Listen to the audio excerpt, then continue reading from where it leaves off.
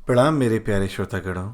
मैं कथावाचक अंकुर आज आपके सामने प्रस्तुत करने जा रहा हूँ बड़ों के जीवन से शिक्षा के अंतर्गत कथा भामा शाह का त्याग। चित्तौड़ पर अकबर की सेना ने अधिकार कर लिया था।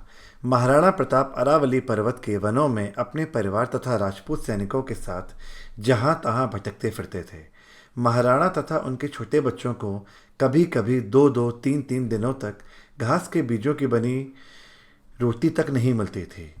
चित्तौड़ के महाराणा और सोने के पलंग पर सोने वाले उनके बच्चे भूख प्यास से पर्वत की गुफाओं में घास पत्ते खाते और पत्थर की चट्टान पर सोते रहते थे। लेकिन महाराणा प्रताप को इन सब कष्टों की चिंता नहीं थी।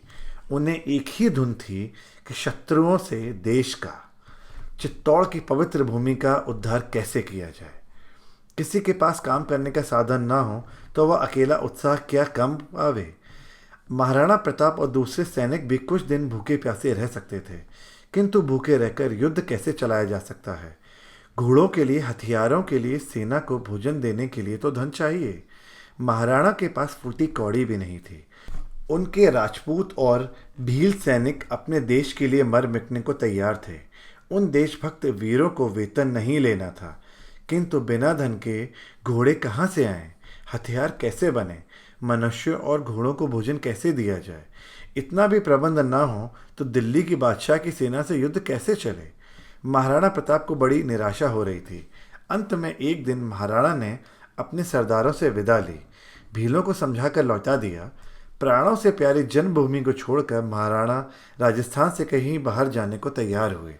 जब महाराणा अपने सरदारों को रोता छोड़कर महारानी और बच्चों के साथ वन के मार्ग से जा रहे थे, महाराणा के मंत्री भामा शाह घोड़ा दौड़ाते हुए आए और घोड़े से कूदकर महाराणा के पैरों पर गिरकर फूट फूट कर रोने लगे। आप हम लोगों को अनाथ करके कहाँ जा रहे हैं?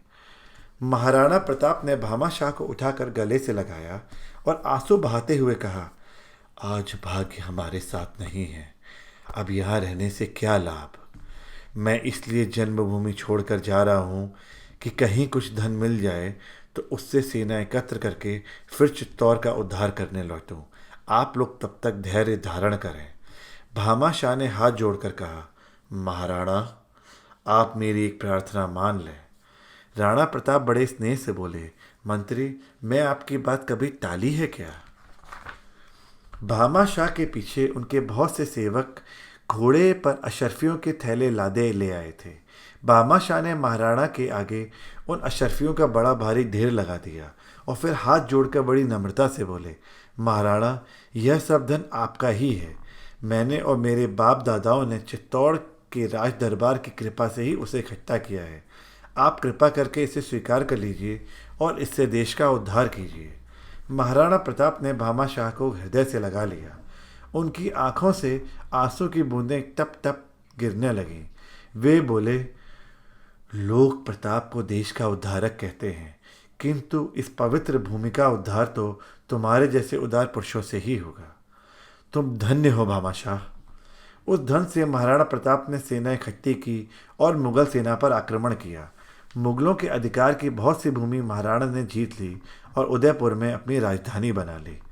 महाराणा प्रताप की वीरता जैसे राजपुताने के इतिहास में विख्यात है, वैसे ही भामा शाह का त्याग भी विख्यात है।